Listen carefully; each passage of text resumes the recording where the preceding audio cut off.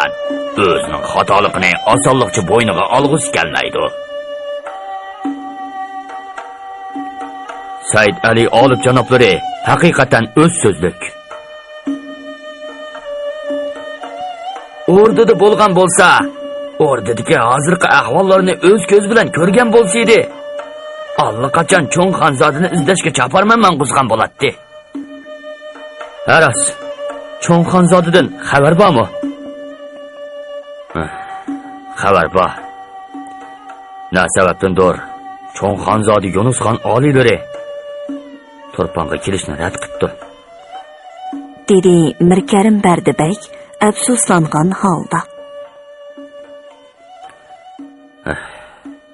Balkim Ihson Bug'oxon oliylarining xonlik martabasini bekor qila olishimizga ishonch qila olmagan bo'lsa kerak. Oldiroq sonliq qilmasligimizni puxta hozirlik ko'rgach, fursat kutishimizni alohida chekilabdi. Avatgan maktubi mana ko'rib beqisizlar. Yana texe Said Ali Olib hazratlaridimi ehtiyot qilgandek qiladi. Amirlar Yunusxonning xatini qo'ldan qo'lga o'tkazib o'qishga boshladi. Gapning gundusini qilsam, Xonzodi Yunusxon oliylari bizga ishonmabdi. Dedi Sarkarda Malik o'g'lan. Nadimi toji taxtni yog'iysiz oladigan unda oson ish bor. Shahruxxon oliylaridan ijozat ololmadim deginiga texmi ishonmayman. İcazet so'rash niyatiga kelsa, muvofiq sabab topiladi. Xonzod Yunusxon oliylaridan endi umid kutmaydi. Dedi Akbarda Mirza. Ammo xonni bekor qilish ishini qo'yib turib, To'mirbekning ishini bir taraf qilaverayli. Bu bo'ladigan aql. Dedi Sulaymon xo'ja. Aslida bizga kelayotgan tahlika xon oliylaridan emas, To'mirbekdandir. Ammo dedi Mirkarim Bardibek toza qoyil bo'lmay. Iste'dodsiz xonni qandoqmi adabga kirgizgili bo'lar? Ish yomoniga o'rilsa, To'mirbekning qisosini bizdan ilishdan yanmaydi. Buningda boshqa chora yo'qdir. Dedi Akbarda Mirza. Cho'ng xonzoda Turponga kelgili unamagan ekan. Taxtda Sulton Ihson Bug'oxon oliylaridan boshqa o'ltiradigan muvofiq odam yo'q. Birdan bir amal To'mirbekning ko'zidan yo'qitish. To'mirbekdan ayrilsa, xon oliylarimi hech iloj qila olmaydi. Amirlar bir pas jimib ketishdi. Hammasining kollasini bosh oxir yo'q xiyol chirmab olgan edi. Xo'sh, undaq bo'lsa, ol To'mirbekning ishini qandoq bir taraf qilamiz, janoblar? Dedi Sulaymon xo'ja jimjitlikni buzib. Lashkari divon uning qo'lida. İşimiz aplashmasa, hammamiz kallimizdan ayrilamiz. Har qanday vaqtda xon oliylari uni qo'g'dimay qolmaydi. Agal, xon oliylari bilan To'mirbekni ayirib etayli. Bu ish bizning qo'limizdan kelmas. Shundoq, xon oliylari nada? To'mirbek shu yerda. Yana bir mazgil fursat kutayli. Qandoq deydilar taqsir? Hammalari bilishlar. Xon oliylarining bak to'la o'rdig'i chiqqan bilan xo'shi yo'q. Lekin To'mirbek undaq emas.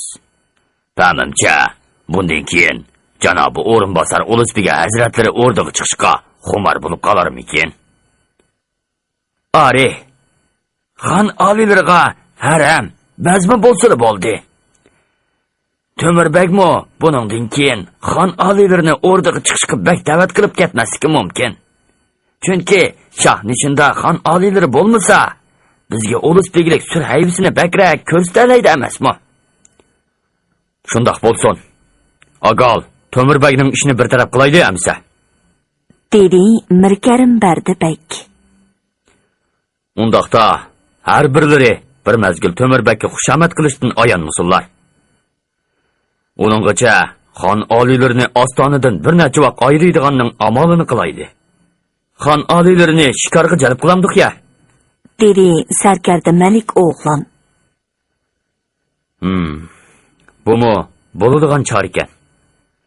Xon oliylari shikarni ixtiyor qilib qolsa, To'mirbek cho'qim o'rdadan ayrila olmaydi. Amsa, shuningga o'rinib ko'rayli. Ushbu sir mush yerda qolsin. Har qanday yiqillarimizga, hatto ota-onamiz bo'lsa-mu oshkor qilmaymiz. dedi Haqbardi Mirzo. Amirlar maslahatini pishirib olishgandan keyin asta tarqalishdi. Amirlarning andishisi rost bo'lib chiqdi. Temir Buqu Begning o'rinbosar ulus begilik martabasiga erishgandan keyin nafsi texmi yo'g'inab ketdi. U Sulton Eson Bug'axondan xotirjam edi. Birdan-bir andishisi o'rdadagi amaliy huquqi, kuchi bor bir qism amirlarda edi. Bo'libmi Qashqardagi Mang'ay suyaning bosh amiri Said Ali Olib bilan Turpan shahrining hokimi, qo'shimcha shaharni muhofazat qilguvchi qo'shinning amiri Mirkarim Bardi Bagdin bakrak ehtiyot qiladi. Said Ali Olib Yiroq Qashqarda bo'lgani bilan Mirkarim Bardi Bey yenida edi. Uning ustiga Mirkarim Bardi Begning qo'lida ostonani muhofazat qiladigan bir tuman xillangan lashkar bor edi. Bu lashkarlarga lashkariy divonning tishi patmaydi. Mundaqcha aytganda, Temir Buqu Bey bilan birdan-bir put tepshalaydigan odam o'rda ichida Mirkarim Bardi Bey, o'rda sirtida Said Ali Olib edi. Said Ali Olibning qo'lidami bir tuman xon lashkari bo'lsa-mu, lekin ostonadan to'limi yiroqda edi.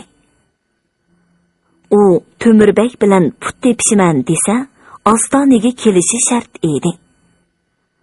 Ammo Said Ali Olib o'rdiga kelgan taqdirdami, yolg'iz keladi. Sulton Eson Bug'axondan beso'roq Qashqardan Turponga lashkar elib kelolmaydi. Yolg'izli kelsa, Temir Buqu Begni hech nima qilolmaydi. Hozir Temir Buqu Beg uchun birdan-bir xavf ostona hokimi Mirkarim Bardi Beg edi. U Sulton Eson Bug'axonga deb ostona muhofazatchi qo'shinini lashkariy divonga yo'tkib olish xiyoliga kelgan bo'lsa-mu, bu xiyolini Mirkarim Bardi Begning bilib qilib chatoq chiqarishidan ansiradi. Hamda xonga ko'rsatadigan muvofiq sababni topolmadi. Chunki o'rdida chatoq chiqsa, bir qism amirlarning Mirkarim Bardi Begni qo'llaydiganligi uningga ayon edi. Ang yaxshisi, Mirkarim Bardi Begni cho'chtirib org'amchining uchini uzun qo'yib berib turay. Hozircha ostonani muhofazat qilguvchi qo'shin uning ilkida tursa, turaversin. Lekin qo'shinning sarkardisini almashtirib etay. Shunda qilsam, vaqti kelganda yangi sarkarda mening farmonimni anglaydi. Uningga Mirkarim Bardi Begning farmoni o'tmaydi. Haras. Mirkarim Bardi Begning ishini to'g'rilab olgandan keyin o'rda muhofazatchilar qo'shinining amri Abduxoliq Mirzaning ishini mupartaraf qilish kerak. Uni salchoqlig'i bo'lmaydi. Mushu ikkisining qo'lidagi lashkariy huquqni tortib olsam,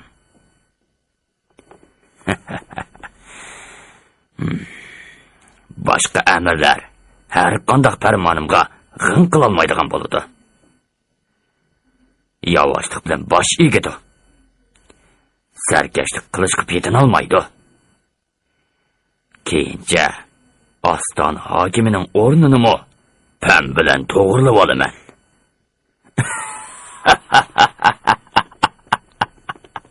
Ha-a. Tömür buqu bəgningmi ko'ngliga pukkan nurg'un muddalari bor edi. Ulus begi Mir Muhammad Shoh o'rnidan yomonlab, yiroq chegirdagi Otbeshi qal'asiga berib olgandan keyin Sultan Eson Bug'axon Tömür buqu bəgning ha desi koni mansabdorlarni vazifasidan qoldirib, o'rniga yaqinlarini mansabga tayinlash talbiga ancha ma'qul demaydigan bo'lib qolgan edi. Babai buzruk hazratlari yomonlab ketgandan keyin o'rnidagi bir qism amirlar vasvasida qoldi. degan edi Eson Bug'axon. Mansabdorlarni almashtirish ishini bir mazgil qo'yib turayli. Ularning ko'ngli sal tinjisin. Bo'lmasa, ol amirlarning qarshiligiga uchrab qolamiz. Tafriqchilik yuz berib qolishi mumkin. Biroq oliylari dedi Tömür buqu bəg o'z gapida chim turib. ol amirlarning hammasi jannat makon padari buzruklari bo'lmish. Marhum Sultan Uvaysxon oliylarining zamonisidagi mansabdorlardir. Ular o'z vaqtida marhum xon oliylariga agishib, ko'rsatgan ajr to'plarini pash qilib, oliylarni ancha ko'zga ilib ketmaydi. Ha desa, amir farmonlaridan qusur izlab, saltanat ishlarini qasddan oqsitidi. O'z ora til biriktirib, on hazratimni tizginlamoqchi bo'lishidi. Shunga ularni mansab martabasidan qancha burun mahrum qilsak, shuncha yaxshi. Oliylarning nopozimi shuncha tez tiklanadi. Yangidan mansabga tayinlangan amirlar oliylarga, saltanatimizga sadoqatmalik bilan xizmat qiladi. Amir farmonlaridan qusur izlashga, al yurt orasida fitna fasod tarqitishga petin olmaydi. Sultan Eson Bug'axon Tömür buqu bəgning bundoq so'zlariga qattiq ishonadi. Uning ko'rsatgan ana ashundoq sabablarga ishonib, Supurgi mirzini qori divanning amirligidan qoldirib o'tgan. Buvisi Ulus begi Mir Muhammad Shohnimi ancha hurmat qilmaydigan, taklif nasihatlarini e'tiborga olmaydigan bo'lib olgan. O'rda ishlaridan qasdan chetlashtirib, uning ko'ngliga azor bergan edi. Biroq bu qitim buvisining gap so'zsizla o'rdanimi, ostonanimi tashlab, yiroq chegiridagi tog'liq qal'aga berib olishi Sultan Eson Bug'axonni xilili cho'chitdi. Cho'chitdila emas, o'rda arkonlari oldida o'sal qildi, xijil qildi. Agar boshqa amirlarmi ana ashundoq gap so'zsizla o'rnini tashlab ketaveradigan bo'lsa, chatoq chiqatdi. Chunki Sultan Eson Bug'axon o'yin xumar bo'lsa-mu, ancha dud, ahmoq emas edi. Yeshining cho'ng'ishiga agishib, o'zining mas'uliyatini his qilishga boshlagan. Beshidan nurg'un tajribalar, issiq sovuqlar o'tgan u amirlarsiz saltanat tizginini mustahkam tutib turolmaydiganligini bara-bara tushungan edi. Uning ustiga u amirlarning al orasidagi obro'yini obdan biladi. Navoda ular yomonlab ketib, gapini bir qilib olib, aksi Yunus xonni boshlab kelib, toji taxt da'vosi qilsa, biri Tömür buqu bəgga tayinib, ularga taqobil turolmaydiganligini o'ylab yetgan edi. Tömür buqu bəgning qizi Xonish Aymehri xonim haqiqatan aqlliq, fazilatlik cho'ng bo'lgan edi. U dadisining qora niyatini Sultan Eson Bug'axonning nikohiga o'tmasdala oz to'lib bilib qolgan edi. Rasmiy xonish bo'lib haramga kirgan dastlabki vaqtlarda dadisining qilgan ishlariga xeyli sukut qildi. Söyümlük dadisining qaramlarcha, insofsizlarcha cho'ng-cho'ng olgan qadamlarini to'xtatishni umid qildi. Dadisining qilayotgan bu ishlarining hamon bir kuni o'z beshiga balo bo'ladiganligini tushungan edi. Dadisining o'rinbosar ulusbegilik kursida o'ltirganligidan xabar topganda, oxir savr qochisi yerildi.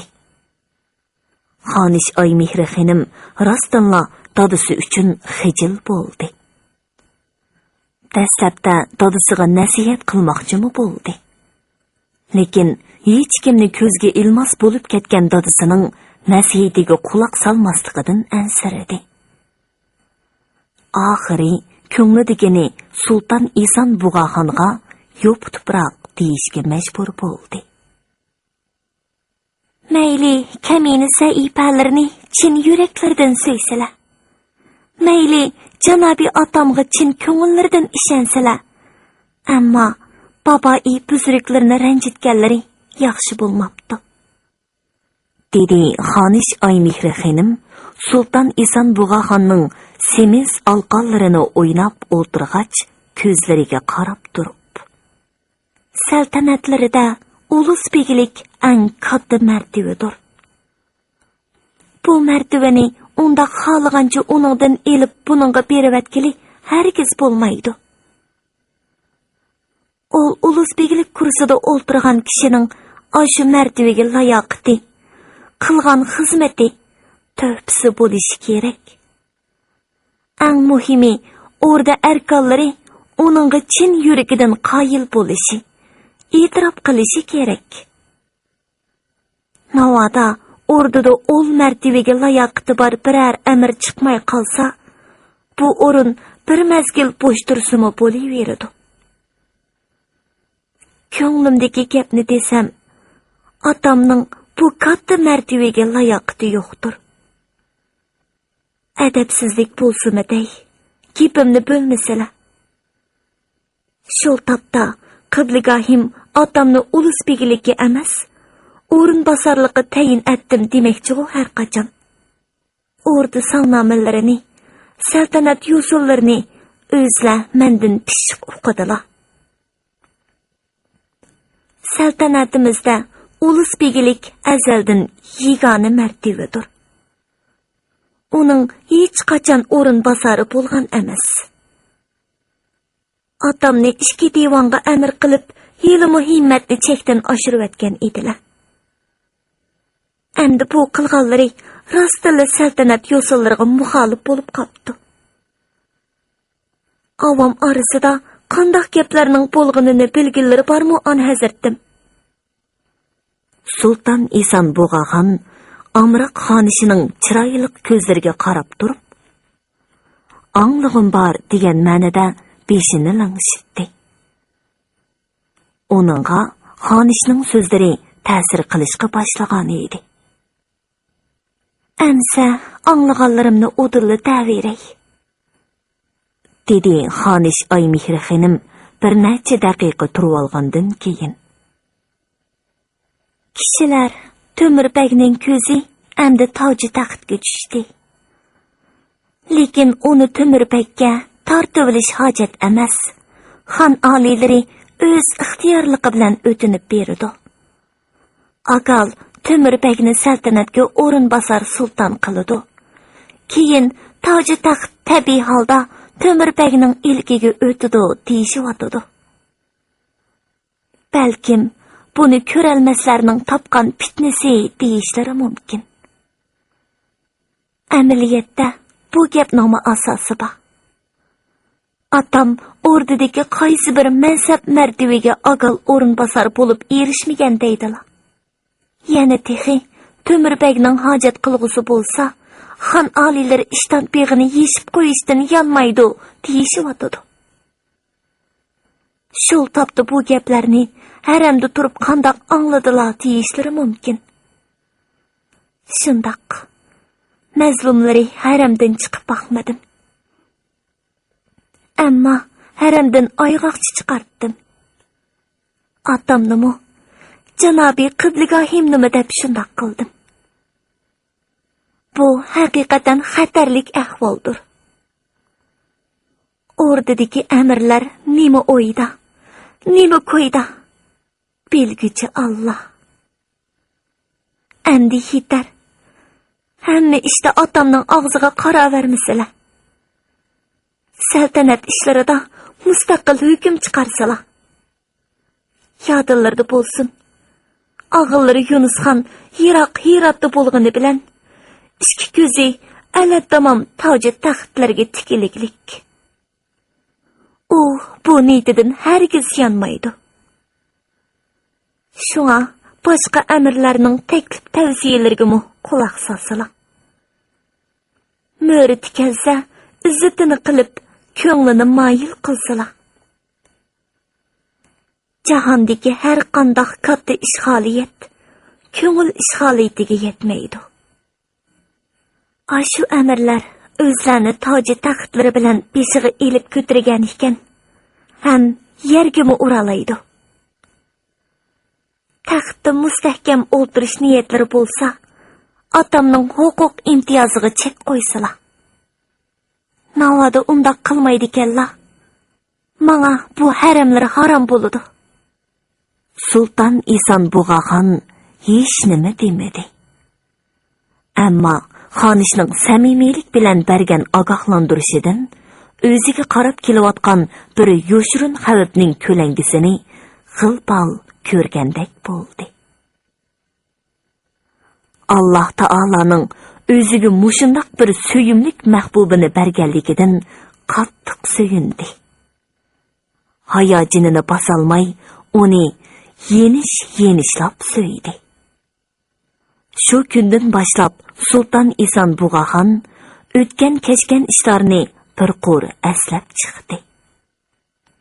Xonishning ogohlantirishlari bilan selishtirib, bir qism ishlarning tegiga oz to'li yetgandek bo'ldi.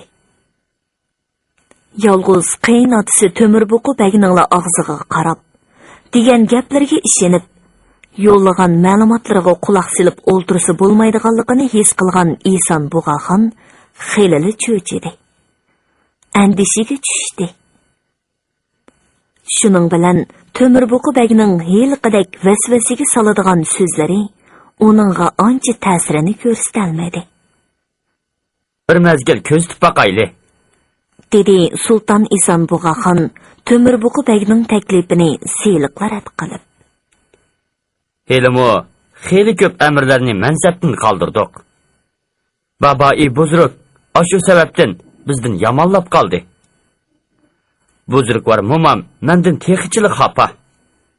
Salomimni ilik olmas bo'ldi. Bundan keyin mansab divonining ishiga bir mezgil qo'l tiqmisunlar. İmkon bor, o'rdadagi amirlarning hammasi bilan ap o'ssilar. Ular bizning mehribonlik ko'rsatishimizga muhtoj. O'rdada tafriqchilik paydo bo'lishini o'zlari xohlamaydilar haqachon. To'mirbuqi bek lom jim deyolmadi.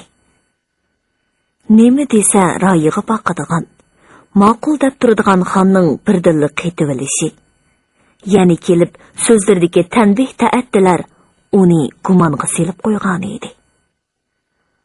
Ammo uning Sultan Eson Bug'axonning bu so'zlarining tegiga yetkichiligi yo'q edi. Niyatidan yanmay, xonni yana bir qitimda ayvashga keltirishni, kechkiga kirgizishni ham xiyol qilardi. Shu daqiqada u Mirkarim Bardibekka boshdo'li qo'l solmag'iniga pushaymon qilyotdi. Yuragini bir qurb to'xtamay g'ajilaydi.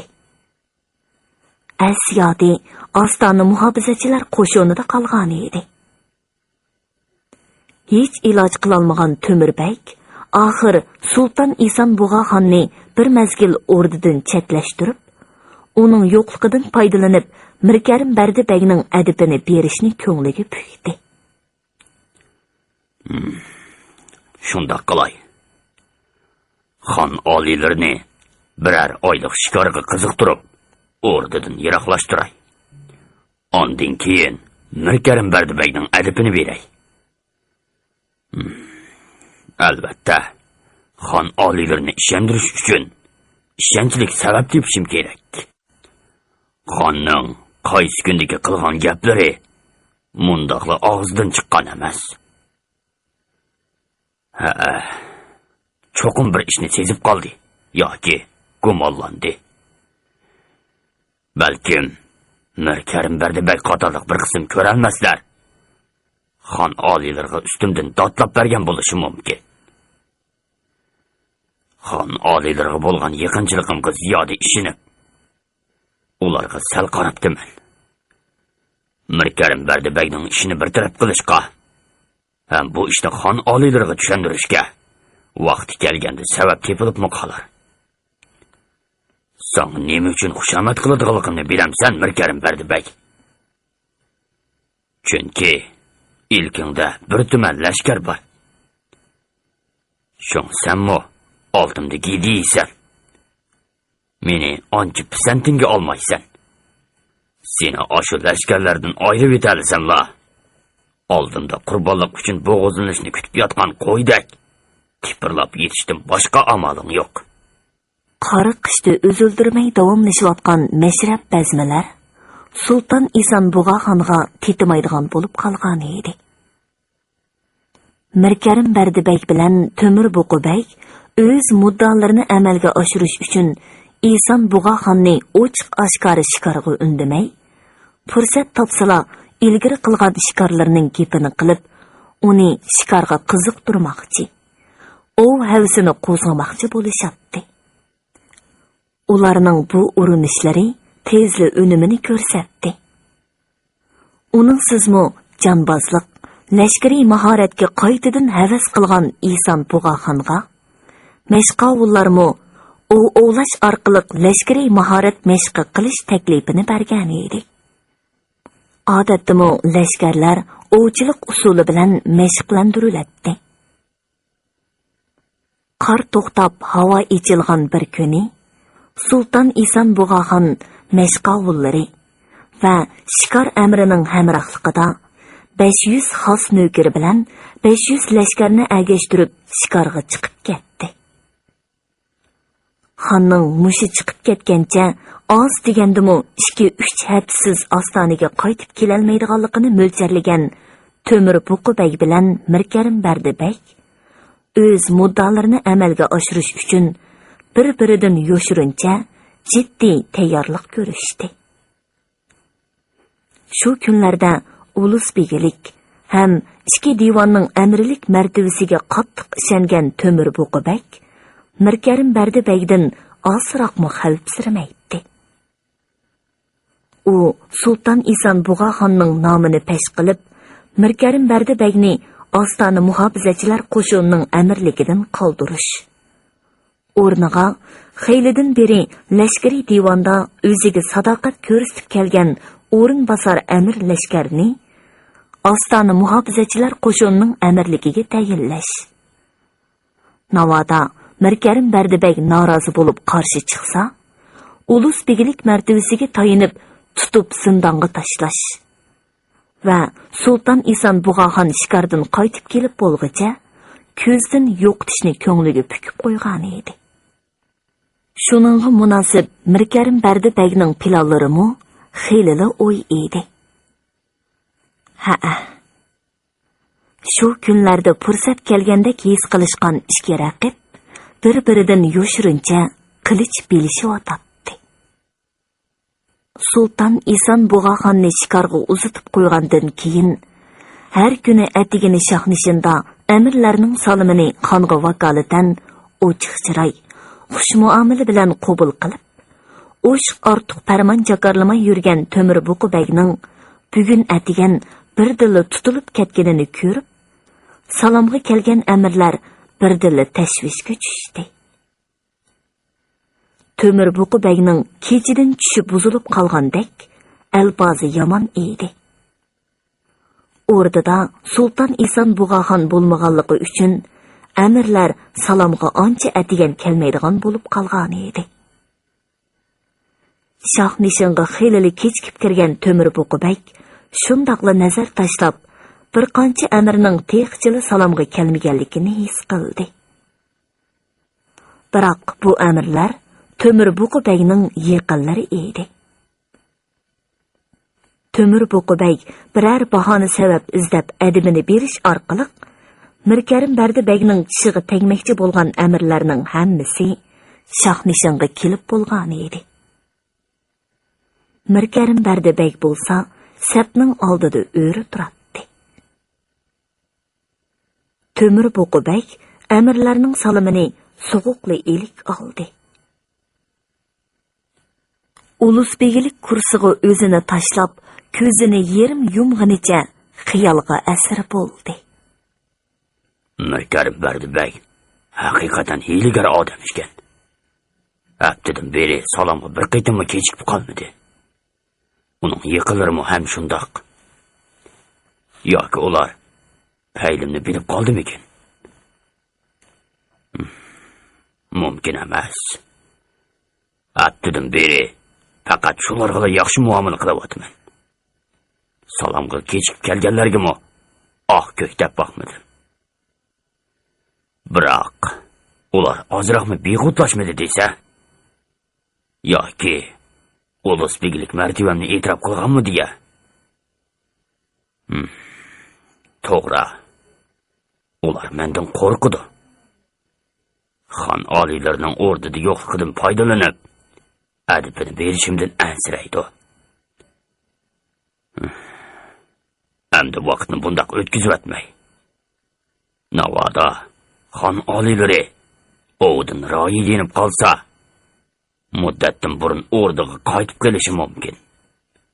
Ol chog'da Mirkarim Bardibayning ilgirki lashkariy huquqni ilib olish muddaoyim so'g'i chelishidi. Endi sabab izlab sukut qilavermay.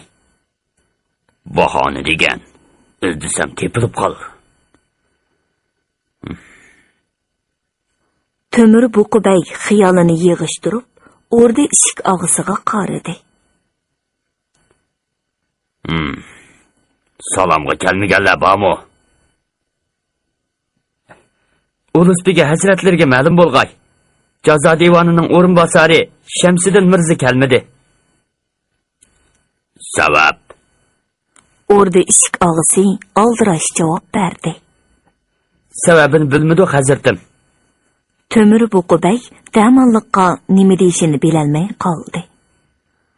U Shamsiddin Mirzani bundan yarim yil ilgari jazo devonining o'rinbosarligiga o'zi o'stirgan edi. Mundaqcha aytganda, Shamsiddin Mirza uning yaqini hisoblanadi. Jazo devonining amiri Haqbardi Mirza oldiga bir qadam chiqib javob berdi. Shamsiddin Mirza ig'ir tumudab qopti. Ahvolidan bizni xabardor qilgan edi. Temirbegning kollasiga pallida bir aql keldi. Bahona tepildi. Ish o'ngga kelsa, tambal so'ngga kepti degan mushu o'xshaydi. Muni Haqbardi Mirza bilan Mirkarim Bardibaylar bir tambalni tankiydiganlardan. Mushu ishni bahona qilib, Haqbardi Mirzaning adibini batsam, Mirkarim Bardibayning yuragi mujiladi. Navoda orqa tushib salo qilsa, uni uchuqdab xonning yo'qligidan foydalanib, birlashib ulusbegiga qarshi chiqdi degan gunohni yuklab, Ostona muhofizatchilar qo'shinining amirlik mansibini ilib tashlay.